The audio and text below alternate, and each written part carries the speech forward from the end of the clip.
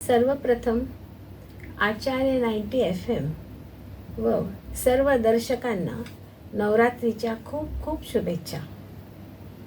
महाराष्ट्राचे आराध्य दैवत छत्रपती शिवाजी महाराजांची गाथा जशी सर्व ठिकाणी गाजते, तसेच हे स्वराज्य अबाधित राखण्यासाठी मराठी साम्राज्ञींनी देखील शस्त्र हाती घेतले होते.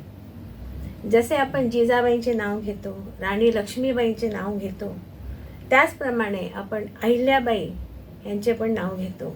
पुण्यश्लोक अहिल्याबाई. आपल्या गुणांनी ज्यांनी शौर्याने इतिहास घडवला, त्यात आपण पुण्यश्लोक अहिल्याबाई होळकर यांचे नाव अग्रगण्य आहे. जेव्हा जेव्हा समाजामध्ये अन्याय, अत्याचार, अधर्म वाढतो, तेव्हा तेव्हा त्याला संपवणारी शक्ती पण निर्माण होते, त्यांचा पण जन्म होतो.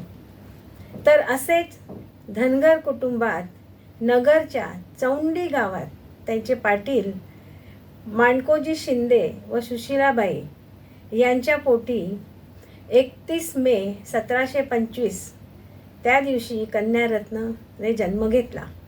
तिचे नाव अहिल्याबाई ठेवण्यात आले. लहानपणापासूनच ती बुद्धिमान, चुणचुणीत, सेवाभावी व महादेवाची परमभक्त होती. एकदा मल्हारराव होळकर, जे मालवा देशाचे राजे होते, सरदार होते, त्यांनी एकदा त्या गावी विश्रामासाठी मुक्काम घेतला. त्यांनी पाहिले की एक छोटीशी चुणचुणीत मुलगी 7-8 वर्षाची मंदिराबाहेर गरिबांना अन्नदान करीत होती, सगळ्यांची विचारपूस करीत होती.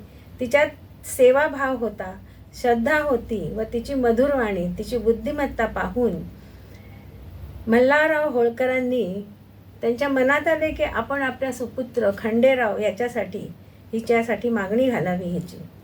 व त्यांनी तसेच केले. अवघ्या 8व्या वर्षीच ती खंडेरावांची पत्नी व मल्हाररावांची सून म्हणून मालवा प्रांतात इंदोर येथे आली. अहिल्याबाई व खंडेराव यांना 2 अपत्ये झाली. पुत्र मालोजीराव व कन्या मुक्ताबाई. लग्नानंतर खंडेराव होळकर राजकारणात रस घ्यायला लागले. पहिले ते राजकारणात रस घेत नव्हते आणि त्यांच्या सासऱ्यांचा, मल्हाररावांचा हा होरा होता की अहिल्याबाई इतकी गुणी मुलगी आहे की तिच्यामुळे ते राजकारणात पण रस घ्यायला लागतील, आणि तसेच झाले. मल्हारराव राजकारणात रस घ्यायला लागले. मल्हाररावांबरोबर त्यांचे खंडेराव पण आणि अहिल्याबाई तिघांनी राजकारणात रस घ्यायला सुरुवात केली. त्यांची सुनेवर अजूनच मर्जी बसली. तिचे त्यांना फार कौतुक होते. एकदा 1754 साली एका युद्धामध्ये अग्रगणी खंडेराव यांना वीर मरण आले.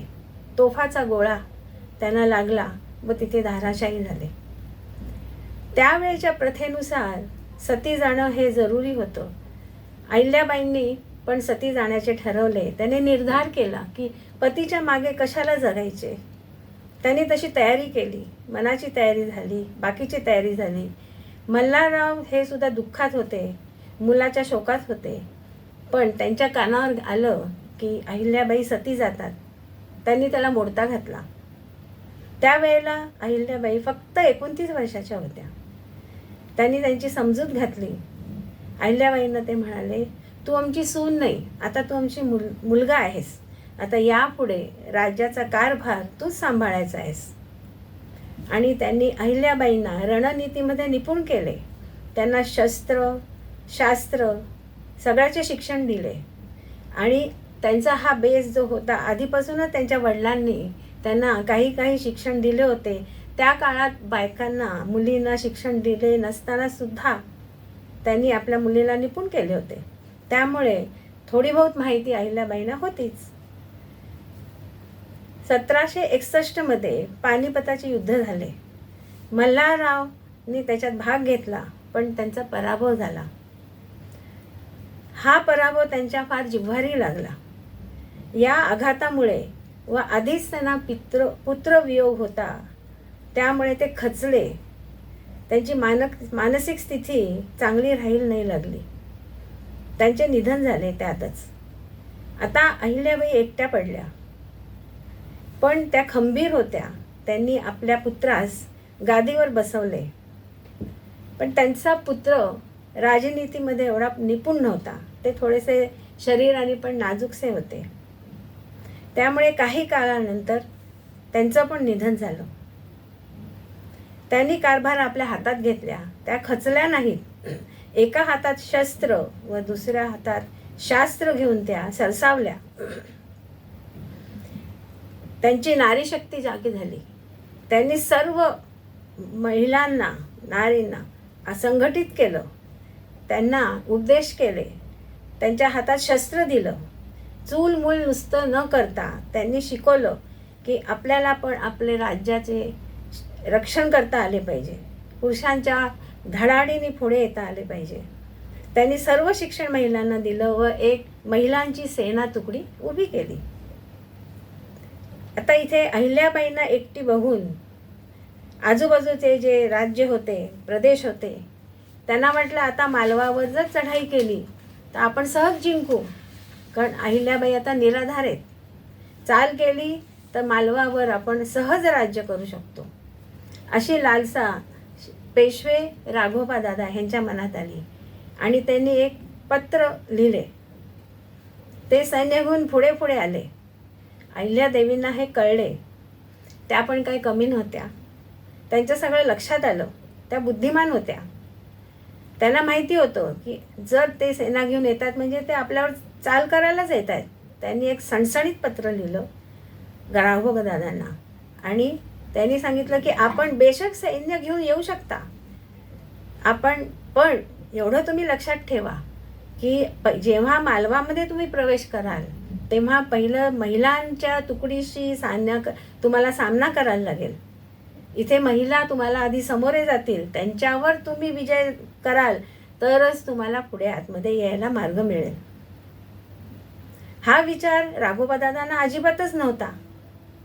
आणि मग त्यांनी पुढे लिहिलं की तुम्ही विचार करा आमच्यावर चाल करून यायला. आम्ही हारलो, आम्ही महिला आहोत, आम्हाला दोष येणार नाही. पण जर तुम्ही आमच्या हाती हारले गेलात, तुम्ही पराजय स्वीकारली तर तुमची अख्ख्या जगात भविष्यात सुद्धा छितू होईल. तर तुम्ही विचार करा आमच्याकडे येण्याचा. पेशव्यांनी लगेच आपला होरा बदलला आणि व लगेच म्हणाले कसे, तुम्हाला पुत्रवियोग झालाय ना, म्हणून आम्ही तुम्हाला भेटावयास येत होतो. महाराणी म्हणतात, अहो तुम्ही आमचीच माणसं आहात, मग मालवयामध्ये तुम्ही कधी येऊ शकता, त्यासाठी एवढे सैन्य कशाला आणायचे. पेशव्यांच्या लक्षात आले. ते खजील झाले आणि आले तसे ते परत गेले. त्यांच्या लक्षात आलं की आपण समजलो तशा या महाराणी नाही आहेत, या शौर्य आहेत. महाराणींनी अहिल्याबाईंनी इंदोरचे कारभार तुकोजीराव सेनापती यांच्याकडे सुपूर्द केले. कारण तिथे इंदोरमध्ये त्यांच्या फार कटू अनुभव होते. तिथे त्यांना काम करण्याची इच्छा होईना, म्हणून त्यांनी आपले बस्तान माहेश्वर येथे जवळच हलवले. नर्मदा काठी असलेले हे माहेश्वर त्यांनी एक महाल बांधला व तेथूनच त्यांनी निर्धार केला की आता मी इथूनच माझे कार्य करीन आणि जनसेवा करेन. न्याय करताना पण तो निपक्ष असावा याकडे त्यांचे बारकाईने लक्ष असायचे. कोणाचेही नुकसान होता कामा नये आणि उगाचच कोणी भरडला जाऊ नये असे त्यांना नेहमी वाटायचे. म्हणून चोख न्याय करता यावा. मग तो श्रीमंत असो, गरीब असो, मोठा असो, लहान असो, पुरुष असो, बाई असो किंवा कोणी अगदी आप्त असो, स्वकीय असो किंवा परका असो, सगळ्यांसाठी एकच न्याय होता त्यांच्याकडे. आता उदाहरणच घ्यायचं म्हणजे ज्वलंत उदाहरण आहे. एकदा त्यांचा पुत्र मालोजी रथातून भरगाव सोडून वेगाने चालले होते वाटेतून इंदोरला. तेवढ्यात वाटेत एक गाय आपल्या वारसासकट उभी होती. पण मालोजीरावांनी आपला वेग कमी केला नाही.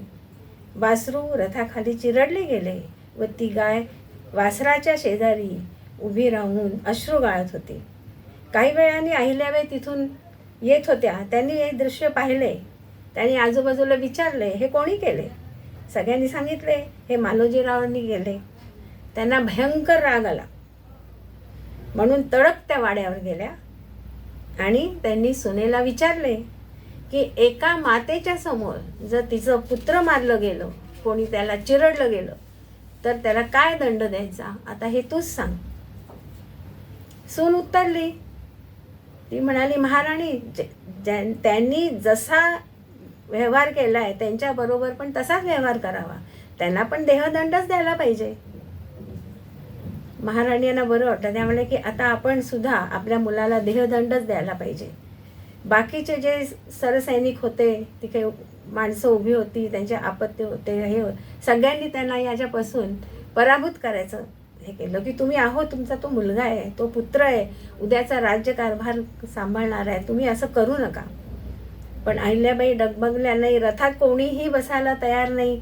शेवटी अहिल्याबाई म्हणाल्या, ठीक आहे, कोणी नाही तर मीच हा न्याय करते. आणि त्या रथात बसल्या आणि आपल्या मुलाला साखळदंड हातापायाला बांधून त्यांनी त्याच ठिकाणी उभे केले जिथे हा गाईचा तिथे समावेश झाला होता.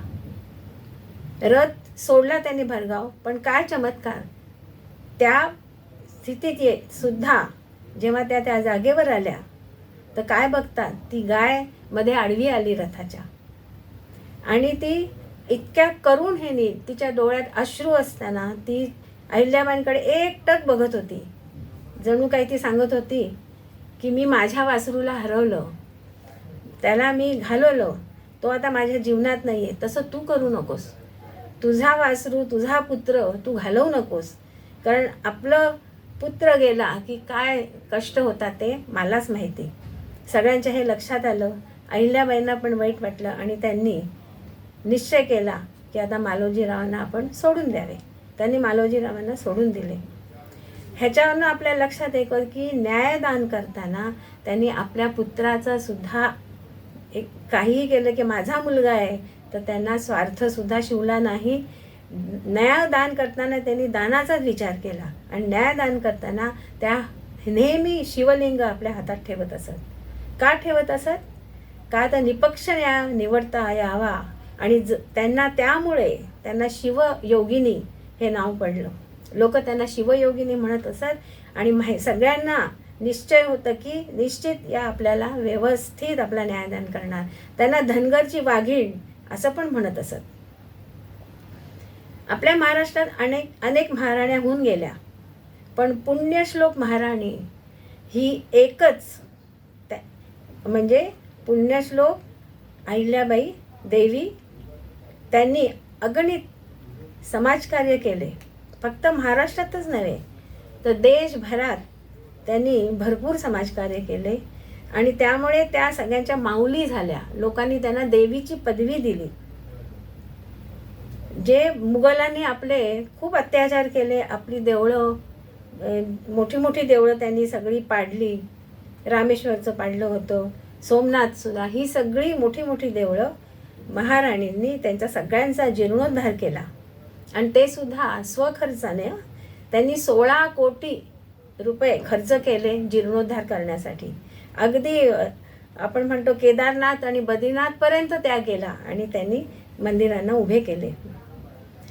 हे सगळं बघताना असं म्हणावंसं वाटतं की दुःखे सारी सहन करूनी ठाम उभी राहिली, प्रजाजनांच्या उन्नतीसाठी जागृत ती राहिली, कर्तृत्वाचे मूर्त रूप ती राहिली, पक्ष्यांसाठी स्वतंत्र शेते कधी कुणी ऐकली, अभयारण्य ही जुन्या काळची अशी तिने निर्मिली, प्राणी मात्रांची संरक्षक ती राहिली, पुणे माहेश्वर डाक पाठवी 20 टप्प्यातुनी, विलंब होता घरी आळसाने घेई ती शुल्क कापुनी. प्रशासनाच्या आदर्शच ती राहिली. म्हणजे पहिली डाक सेवा जी केली, जी सुरू झाली, ती अहिल्याबाईंनीच केली. आता अजूनही आपण बघू, जर नाशिकला आपण जाऊ तर कसारा घाटामध्ये अहिल्याबाईंनी एक विहीर बांधलेली आहे. दगडी विहीर आहे आणि त्या काळापासून ती अबाधित विहीर आहे आणि तिथे अजूनही पाणी प्यायला लोक जातात आणि पांथस्थांना तिथे पाणी मिळतं. हा त्यांचा पुरावा आहे. आपल्याला अजून ती विहीर बघायला मिळते. जर जमलं तर कोणीही तिथे जाऊन ती विहीर बघू शकतं. त्यांचे महान कार्य, तेजस्विता, दानशूरता सर्व ऐकून म्हणासे वाटते, पुरुष जातीचा बडगा छेदुनी केलीत तुम्ही समाजसेवा. भुकेल्याला पोटी घास देऊनी तृप्त केले तहानलेल्या. जात धर्म विसरून दाखवला मानव सेवेचा मार्ग. अहिल्यादेवी आपल्या कार्याचा निरंतर तेवत राहील दिवा. पुण्यश्लोक त्या संतीन होत्या. संत म्हणजे आपण कोणाला म्हणतो? जे का रंजले गांजले त्यांसी म्हणे आपुले, ते संत म्हणतात. तर पुण्यश्लोक अहिल्याबाईंनी सुद्धा हेच कार्य केले. त्यांनी रंजल्या गांजल्यांना सगळ्यांना आपलंसं केलं, सगळ्यांचं दुःख जाणून घेतलं. अहिल्याबाई देवी ही शक्ती आणि भक्ती ह्यांचे मूर्तिमंत रूप आहे. त्यांनी बरेच समाजकार्य, घाट बांधले. आपण म्हणतो घाट का बांधले? त्या काळात सुद्धा आर्किटेक्ट किती मोठं होतं. त्यांनी जे घाट बांधले तर त्याचं आपण असं बघू शकतो की त्या काळात पाऊस खूप पडत असे. नद्या आधी दुथडी वाहत होत्या. तर तेव्हा आजूबाजूची शेतं, आजूबाजूची गावं ही सगळी वाहून जायची. घरं वाहून गेली की परत त्यांचं पुनर्वसन करणं फार जिकिरीचं काम असायचं. लोकांचा फार नाश व्हायचा.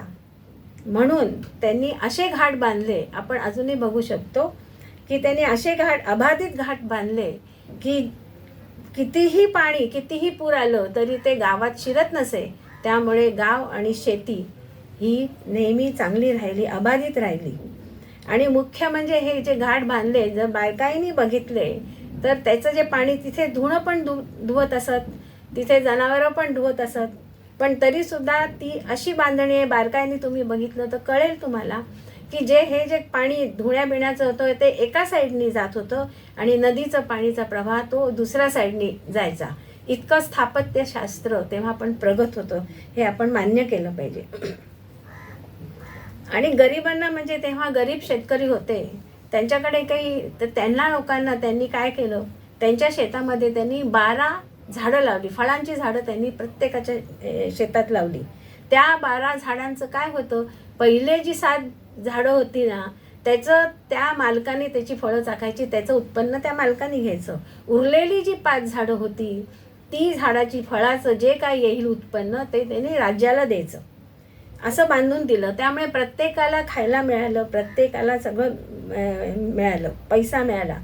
आणि असं करता करता आपण त्याची कुठे नोंद करावी तर त्यांनी त्याची नोंद पण करून ठेवली होती, दस्तावेज केले होते.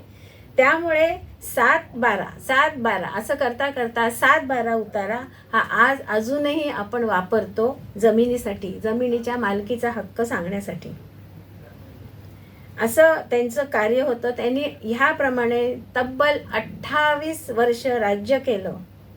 आणि 13 ऑगस्ट 1795 जेव्हा त्या 70 वर्षाच्या होऊन गेल्या, त्यांचे निधन झाले. त्यांचं राहणं अत्यंत साधं होतं. त्यांनी कधीही दागिने ह्याचा हौस केला नाही. सतत त्या लोकांचा विचार करत होत्या, त्या लोकांच्या माऊली बनून राहिल्या. त्यांना देवी ही पदवी लोकांनी आपणहून बहाल केली आणि सगळ्यांच्या त्या माता बनल्या. लोकमाता अहिल्याबाई असं त्यांना संबोधत आहे. एवढंच मी म्हणेन, जिने संतती मानिले स्वपजेला, जिने सौख्य सोयी दिल्या भारताला, जरी दुःखिता तृप्ती देई दुजाला, नमस्कार माझा या अहिल्या सतीला, नमस्कार माझा या अहिल्या सतीला. असं व्यक्तिमत्व जे आपल्या देशात होऊन गेलं, अशी नारी शक्ती देशात होऊन गेली. आणि आताच्या काळात अशा स्त्रियांची, अशी नारी शक्तीची आपल्याला आवश्यकता आहे. तरी आपण ह्याच्याकडे व्यवस्थित विचार करावा, हे सांगून मनोमन मी अहिल्यादेवींच्या कार्याला, पुण्यश्लोक अहिल्यादेवींना शतशः कोटी कोटी नमस्कार करते.